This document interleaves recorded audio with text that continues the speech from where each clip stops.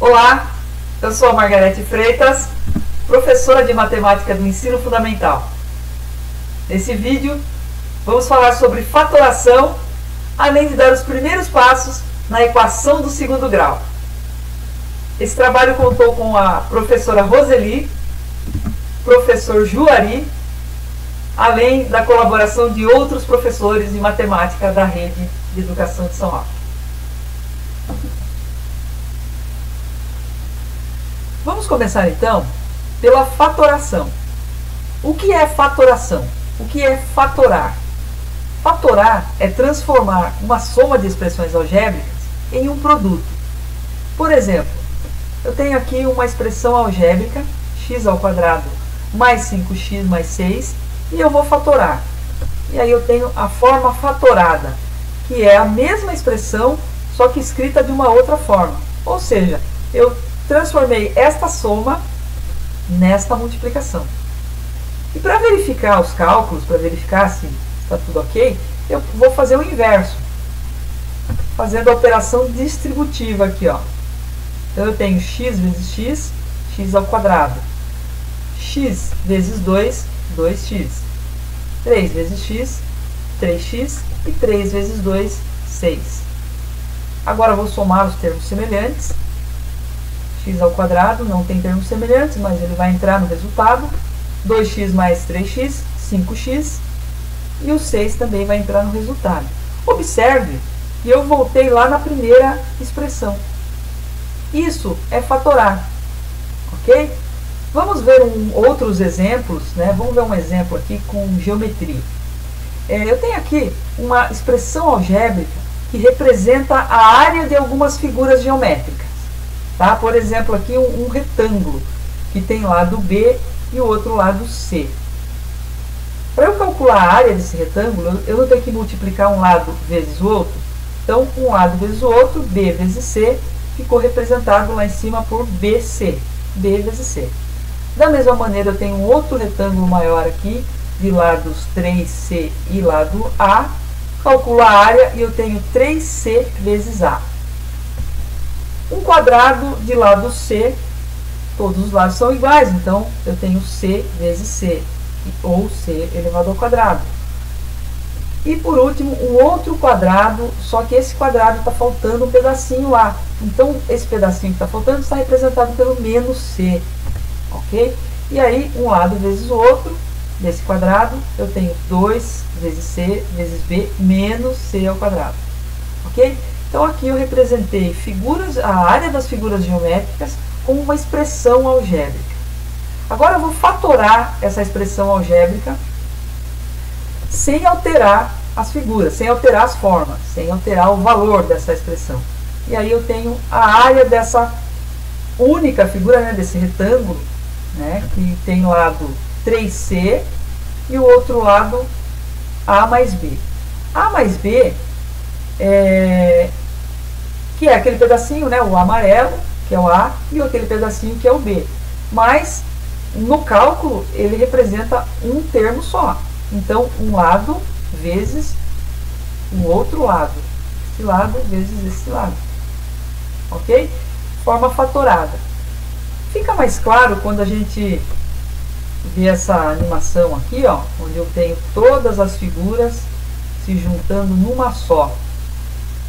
Tá? São as mesmas. Então, quando eu fatoro, eu não posso alterar a forma das figuras, ok?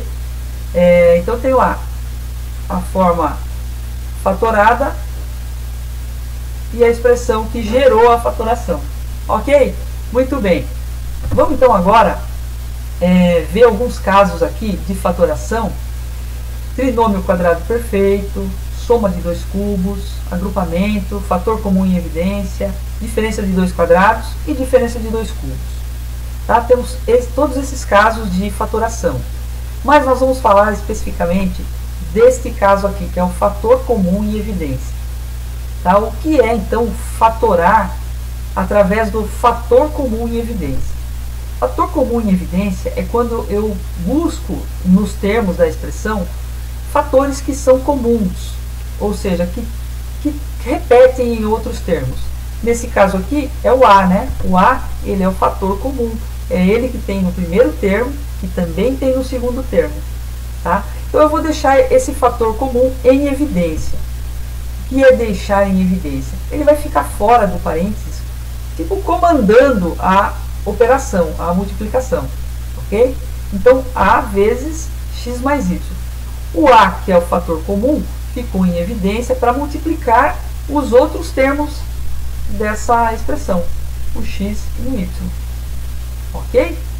Muito bem. Vamos voltar agora na primeira expressão. Da mesma maneira que eu fiz com as formas geométricas. Eu vou fazer a operação distributiva aqui. Ó. A vezes x, que deu AX. E depois A vezes y, que vai dar AY. E observe que novamente eu voltei lá na primeira. Okay? Então eu fatorei, eu fiz uma fatoração pelo caso de fator comum em evidência. Ok? Mais um exemplo, né? Vamos fatorar esse polinômio colocando o fator comum em evidência. Então é só eu verificar qual fator que repete nos termos. É o A e o X. Então o A e o X vai ficar em evidência. E dentro dos parênteses eu vou multiplicar os termos que restaram. E quando eu faço a volta para verificar a fatoração, basta aplicar a propriedade distributiva da multiplicação. Muito bem. Neste último exemplo, nós temos 12 vezes x elevado à quarta potência, mais 18x ao cubo, menos 24x ao quadrado. Para encontrar o fator comum agora, será necessário olhar para o expoente. Tá? Então, o de menor expoente é quem vai ser o fator comum. Ok? E como há coeficientes inteiros, em todos os termos nós temos que calcular então o MDC entre esses coeficientes. O valor do MDC e o x ao quadrado é que vão ser o fator comum. E aí é só fazer o que a gente já vinha fazendo. Colocar os outros termos dentro do parênteses para ser multiplicado com o fator comum em evidência e voltar na primeira expressão. Fatorar por evidência é dessa forma que faz. É claro que tem os outros casos, né, de fatoração que não foi falado aqui, deve ser estudado também, mas com o que nós vimos sobre fator comum em evidência, já dá para dar os primeiros passos na equação do segundo grau. Ok? Vou mostrar um exemplo para vocês. A equação do segundo grau é a equação do tipo ax ao quadrado mais bx mais c igual a zero. Tá? Por que ela é do segundo grau? Por causa desse expoente aqui, ó. Por causa daquele doisinho lá, do grau, né, da equação. Tá? Até então, nós fazíamos a equação do primeiro grau, né? Lembra da equaçãozinha lá do primeiro grau? Olha como que ela é. Ela não tem aquele doisinho lá, o expoente 2. Tá? Então, ela é do primeiro grau, porque aqui, ó, eu tenho o expoente 1. E a do segundo grau é o expoente 2. Uma outra particularidade que tem a expressão aqui do primeiro grau é a solução, né? Ela só traz uma solução. Nesse caso aqui, ó, é 2, né? Então, a única solução que faz com que essa expressão, que essa equação seja verdadeira é o 2. No caso da equação do segundo grau, nós vamos ter até duas soluções, até dois resultados. Assim, né? Ok?